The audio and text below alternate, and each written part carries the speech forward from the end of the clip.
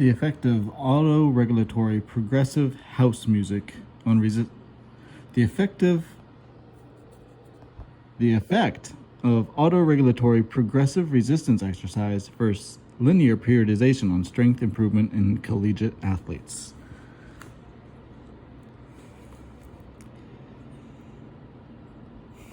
The effect of auto-regulatory progressive resistance exercise versus linear periodization on strength improvement in collegiate athletes. Journal of Strength and Conditioning Research 24/7, 1718 through 1723, 2010. Auto-regulatory progressive resistance exercise, APRE, is a method by which athletes increase strength by progressing at their own pace based on daily and weekly variations in performance, unlike traditional linear periodization, LP, where there is a set increase in intensity from week to week. The study examined whether 6 weeks of APRE was more effective at improving strength compared with traditional LP in Division I collegiate football players. We compared 23 Division I collegiate football players, 2.65 plus or minus 0.8 training years, who were trained using either APRE 12 or LP 11 during 6 weeks of preseason training in 2 separate years. After 6 weeks of training, improvements in total bench press, 1 repetition maximum, 1 RM, squat 1 RM, and repeated 225-pound bench press repetitions were compared between the APRE and LP protocol groups. Analysis of variance, ANOVA, and analysis of covariance, and COVA, were used to determine differences between groups. Statistical significance was accepted at less than or equal to 0.05. Autoregulatory progressive resistance exercise demonstrated greater improvement in 1 RM bench press strength, APRE 93.4 plus or minus 103 newtons versus LP negative 0.40 plus or minus 49.6 newtons, and COVA of 7.1, P of 0.02. Estimated 1 RM squat strength, APRE 192.7 plus or minus 199 newtons versus LP 37.2 plus or minus 155 newtons. ANOVA F equals 4.1, P equals 0.05, and the number of repetitions performed at a weight of 225.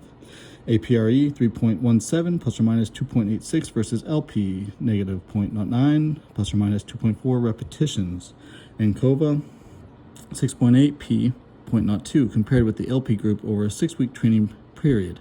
Our findings indicate that the APRE was more effective than the LP means of programming and increasing the bench press and squat over a period of 6 weeks. Keywords: resistance training, strength and conditioning football.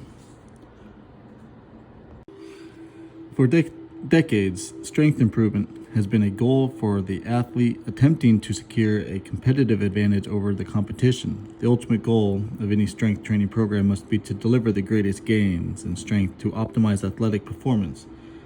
For the exercise scientist and strength coach working with the athlete, determining the most effective program for eliciting maximum strength gains should be a primary focus.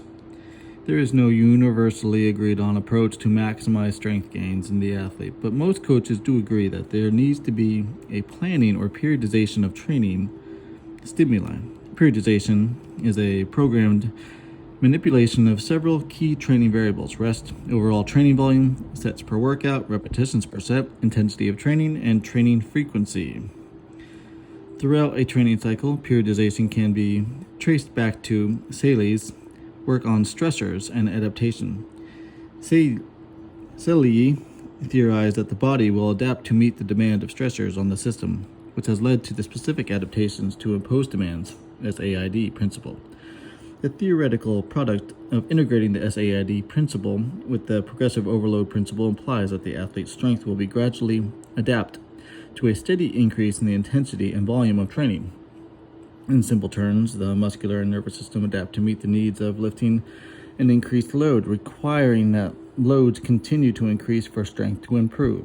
Classic linear periodization, LP, is a breakdown of macrocycles, mesocycles, and microcycles in which intensity gradually increases and volume gradually decreases within and between cycles. Studies have shown that periodized programming elicits better gains in strength and performance than non-periodized programming. However, it is currently not clear what type of periodization is most effective. Daily undulating periodization has been found to be more effective than LP in some studies, even with equated volume and intensity of training. A less common and understudied form of periodization is autoregulation of training. Autoregulation is a form of periodization that adjusts to the individual athlete's adaptations on a day-to-day or week-by-week basis. This type of periodization allows the athlete to increase strength at their own pace by catering the program to the athlete's individual strength and performance on a daily basis. Because individuals increase strength or respond to training stimuli at different rates, it is possible that the use of autoregulation may maximize the amount of strength gained over a training cycle. A specific autoregulatory program derived from the original Delorme progressive resistance exercise (PRE) system and outlined by SIF is the autoregulation progressive resistance exercise (APRE) method. To our knowledge, no studies have compared strength gains elicited by a traditional LP program versus an APRE protocol. The purpose of this study was to compare the effect of an APRE training program versus a traditional LP training program on strength improvement in National Collegiate Athletic Association NCAA Division I football players during a 6-week off-season program. We hypothesized that an APRE program that adjusts to the day-to-day variation of performance capabilities would result in larger strength gains in previously strength-trained individuals compared to a program employed the traditional LP method. Methods: experimental approach to the problem. The goal of this investigation was to compare the effects of APRE to LP in strength-trained collegiate athletes. The primary dependent variables in this study consisted of bench press 1 RM, estimated squat 1 RM, and the 225-pound repeated bench press test. All dependent variables were obtained after the off-season, January through May, spring conditioning program baseline, and after the preseason, June-July conditioning program post. Subjects: we compared 23 Division I collegiate football players who were trained using either APRE 12 or LP 11 for 6 weeks of resistance training during the preseason conditioning program at the University of Missouri in 2 separate years. Demographic characteristics of each group can be seen in Table 1. All subjects had previously performed the LP program in previous training cycles. The LP group consisted of athletes who were trained using the 2004 off-season, whereas the APRE group consisted of athletes who were trained the following year, 2005 off-season, using the new training method. All athletes had similar training histories, see Table 1, were trained during the same time period in consecutive years, and were trained by the same training staff, which limited seasonal variability or differences in application of the programs. We sought to determine which of the 2 6-week training programs resulted in the greatest increase in estimated 1 RM, 1 repetition maximum, bench press strength, estimate 1 RM squat, and the 225-pound bench press repetition test compared with their final off-season spring results. Their retrospective analysis of human subject data was approved by the University of Missouri Institute Review Board. Auto-regulating progressive resistance exercise and linear periodization protocols. In this study, APRE was implemented for the bench press and squat exercises over the 6-week training period. APRE used 3 protocols: a 10 RM program, a 6 RM program, and a 3 RM program. For each program, subjects performed a set number of repetitions at a certain percentage of 10 RM, 6 RM, and 3 RM based on Delorme's PRE program. Each of the 10 RM, 6 RM, and 3 RM resistance training protocol consisted of 4 sets each. The 6 RM program will be described here because it was the one that was used for the greatest portion of the study. During set 1, subjects performed 10 repetitions at 50% of the anticipated 6 RM. During set 2, subjects then performed 6 repetitions at 75% of the anticipated 6 RM. Finally, during set 3, subjects performed as many repetitions as they could at 100% of the anticipated 6 RM until they reached failure. The weight used during set 4 was based on the performance during the 3rd set using the adjusted table, see Table 2. During set 4, repetitions were performed until failure, and the number of repetitions and load used were then used to determine the initial resistance for the following week's training. The LP group began the resistance training protocol with sets of 8 at 70 RM, and worked up to a 5 RM by moving up a weekly predetermined percentage of the repetitions required. For the squat, 3 sets of 8 repetitions at 70 RM, 1 RM were performed during week 1. 4 sets of 6 repetitions at 75%, 1 RM were performed during week 2. 4 sets of 5 repetitions at 80%, 1 RM were performed during week 3. And 4 sets of 5 repetitions at 85%, 1 RM were performed during week 4.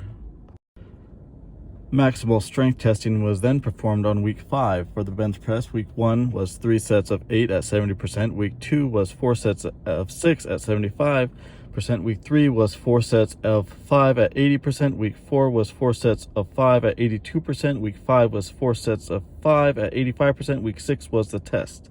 For the bench press, 3 sets of 8 repetitions at 70%, 1 RM were performed during week 1. 4 sets of 6 repetitions at 75%, 1 RM were performed during week 2. 4 sets of 5 repetitions at 80%, 1 RM were performed during week 3. 4 sets of 5 repetitions at 82%, 1 RM were performed during week 4. And 4 sets of 5 repetitions at 85%, 1 RM were performed during week 5. Maximum strength testing was then performed on week 6. Training protocol. This study examined whether APRE was more effective at increasing upper and lower body strength compared to LP. To our knowledge, no study has been done comparing APRE to LP among football players at a major Division I college football program. There was no attempt to match volume and intensity of training between the two protocols, as the volume and intensity of the APRE were set each day and weekly by the individual's performance. Both groups were a part of the same program and underwent the same demands related to off-season conditioning and sport-specific drills. In addition, athletes in both groups performed very similar resistance training programs and exercises, both performing a very heavy barbell bench at above 85% 1 RM 1 session per week, a heavy dumbbell bench press 1 session per week with 3 sets of 6 repetitions, and the 225-pound multiple repetition bench press 1 season per week. For the lower body, both groups performed squat exercises 1 session per week, front squat exercises 1 session per week, step-ups 1 session per week, lunges 1 session per week, glute hamstring raises 1 session per week, and Romanian deadlifts 1 session per week. The LP group increased intensity from 70 to 85% of 1 RM over the course of the cycle, whereas the APRE group performed the APRE 6 RM protocol with the appropriate daily and weekly adjustments to their training resistance. Testing. Subjects participated in their normal strength conditioning program for the off-season. There was no pre-testing or baseline measures taken before the initiation of the APRE and LP programs during the preseason, because this was not standard practice of the football program at the time. Rather, post-training LP or APRE strength values obtained at the end of the preseason training cycle, June-July, were compared to the strength values obtained at the conclusion of the previous off-season training cycle, January through May. Bench press. Maximum bench press was an estimated 1 RM based on 5 or fewer repetitions to failure. The 225 bench press repetition test was done to determine the number of repetitions that 225 could be successfully completed, a protocol commonly used by the National Football League scouts to determine strength. For both measures of bench press, the athletes were expected to start the lift from full arm extension, touch the chest with the bar, and then return the bar to full arm extension for the repetition to count. In addition, it was expected that the glutes remain in contact with the bench during the entire repetition. Repetitions that did not meet these two qualifications did not count in the final score. Squat. The squat maximum was an estimated 1 RM based on 5 or fewer repetitions to failure. The squat depth was determined by descending to the point of the hip joint being even with the knee joint and returning to the standing position. Statistical analysis. Change scores for bench press and squat strength were calculated by subtracting the off-season baseline value from the preseason post value, and change score was used as the dependent variable in the analysis. Independent samples, t-tests, were used to determine differences in baseline strength before training. T-tests were also used to determine demographic differences between groups. One-way analysis of variance, ANOVA, was used to determine differences in the improvements in bench press, squat, and the bench press repetition test between groups using SPSS V5-15, Chicago, Illinois. When statistically significant differences existed in baseline strength values, one-way analysis, or covariance, and COVA, was employed using the baseline value of the covariant and change scores as the dependent variable Statistical significance was accepted at less than or equal to 0.05. Results. All data are expressed as means of plus or negative SD. The subject's characteristics, including age, weight, height, and training history, are listed in Table 1. There were no significant differences between any groups for any of the subject characteristics. There were differences in bench press strength, APRE 1,314 plus or minus 112, and LP 1,510 plus or negative 118, and T negative 2.9, DF equals 21. P is less than 0.01, and repeated bench press strength, APRE 9.9 plus or minus 4.2, LP 15.3 plus or minus 5.9, and T equals negative 2.6, DF equals 21. Excuse me. Between the APRE and LP groups at baseline, there was no difference between groups in squat strength. APRE 1,922 plus or minus 357 Newton, LP 2,112 plus or minus 230 Newton,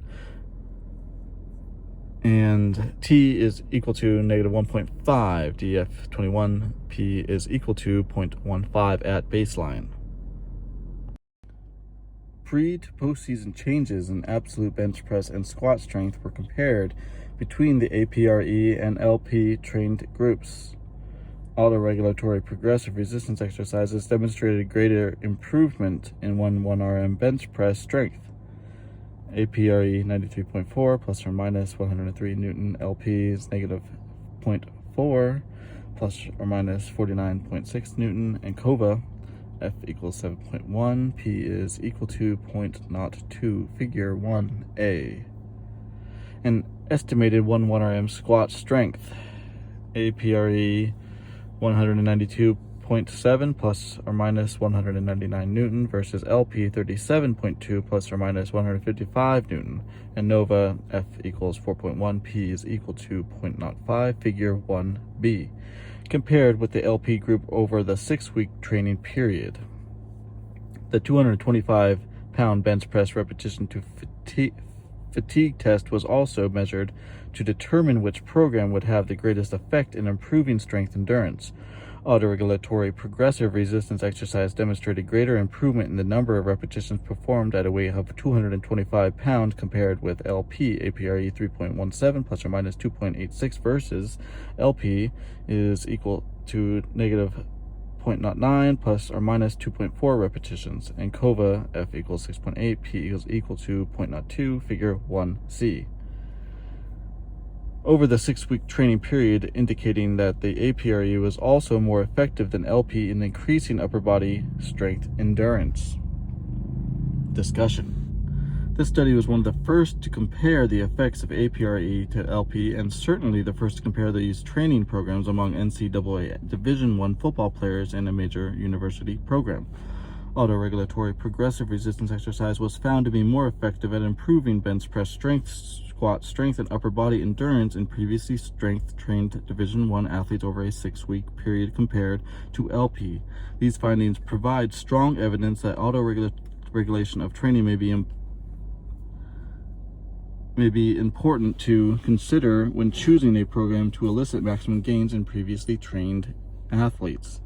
Programs to systematically improve muscle strength were first described in the research literature by Delorme, who developed a method known as progressive resistance exercise, PRE, to progressively overload the quadriceps to improve strength after femoral fracture. Knight et al. Modified the original Delorme PRE program for rehabilitation of quadriceps strength after knee surgery and developed a daily autoregulated progressive resistance exercise, or DARP.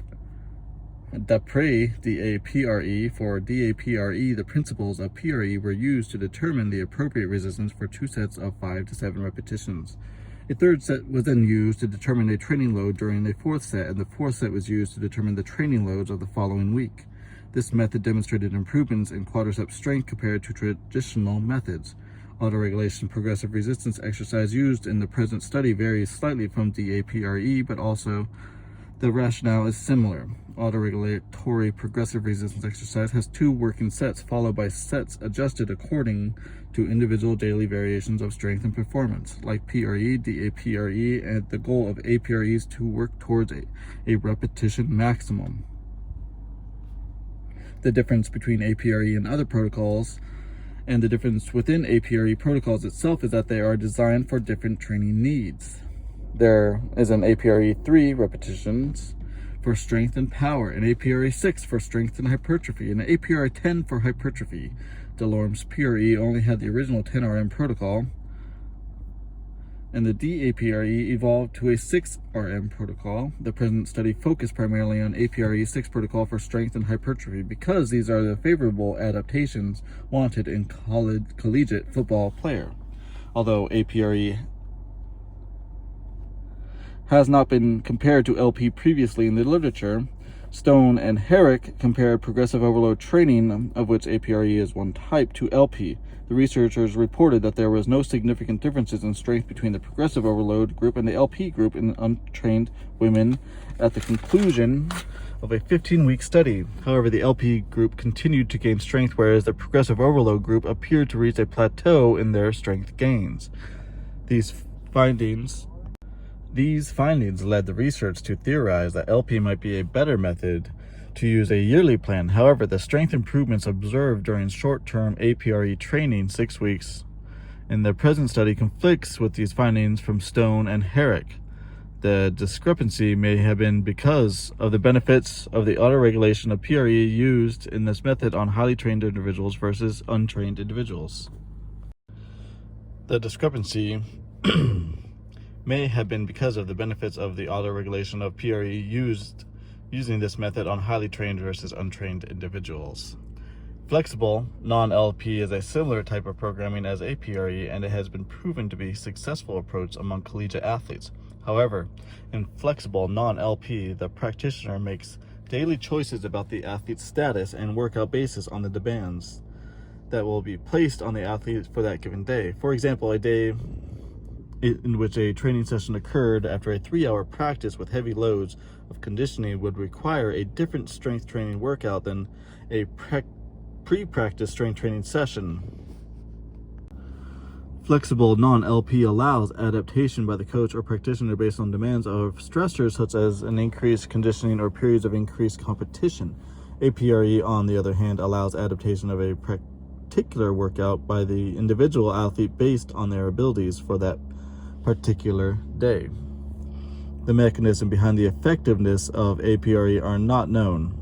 However, it could be that the greater strength gains resulting from APRE were because of a consistent adjustment of repetitions. It has been postulated by the experts in the field when it is a constant training protocol is used over a period of weeks to months that the body begins to adapt, leading to reduced effectiveness. Autoregulatory progressive resistance exercise training prevents this adaptation because the repetitions are used to govern by the athlete's ability on what that given day and will change from set to set and week to week. Theoretically, the athlete could continue a typical 6-week training cycle and never repeat the same repetition and intensity scheme throughout the entire cycle. This also fits with the theoretical basis of undulating periodization, as workouts use a repetition maximum that would not only vary from week to week but within the workout. Undulating periodization has shown effectiveness at improving strength. For example, Ria et al. Found that by alternating the RM trained in each workout, strength was improved to a greater degree than by changing the RM every 4 weeks. Ria et al. Also reported that undulating periodization was more effective at improving endurance.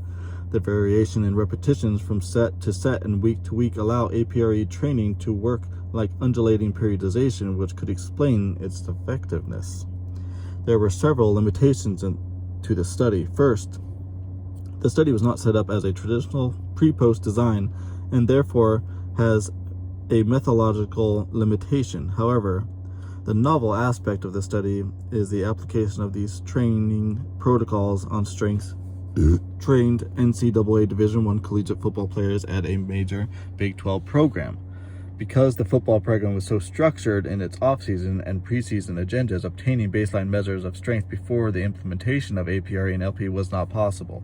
We believe the findings, however, are intriguing enough to warrant future evaluations of the benefit of APRE in competitive athletes. Second, the generalizability of these findings is limited to strength-trained competitive athletes. However, the benefit of APRE would likely be most applicable to the trained population. Finally, there was no way to completely equalize the volume and intensity of training between APRE and LP, so it is possible that any differences could be contributed to differences in strength observed in the study. This is the first study to examine the effectiveness of APRE compared to LP in trained Division I collegiate football players. The data from our study suggests that the APRE protocol elicits greater strength gains than linear periodization programs in terms of the bench press strength, squat strength, and bench press endurance. It is reasonable to conclude from these data that additional strength performance other than bench press and squat would likely benefit from this type of training, although future studies are warranted. The practical applications. Because of the short duration of typical off-season and preseason programs, it is critical for strength coaches to achieve maximal gains in strength in as short a term as possible. It has been theorized that progressive overload training such as the PRE and APRE might be an excellent tool for shorter training periods. Typical of preseason or off-season training cycles, we recommend using the APRE method of training in highly trained athletes with greater than 2 years of previous training during short 6-week training cycles because it appears to be more effective than LP in improving strength and strength endurance gains. For the strength coach or practitioner who must demonstrate the greatest strength gains during short duration training cycles, APRE training is effective.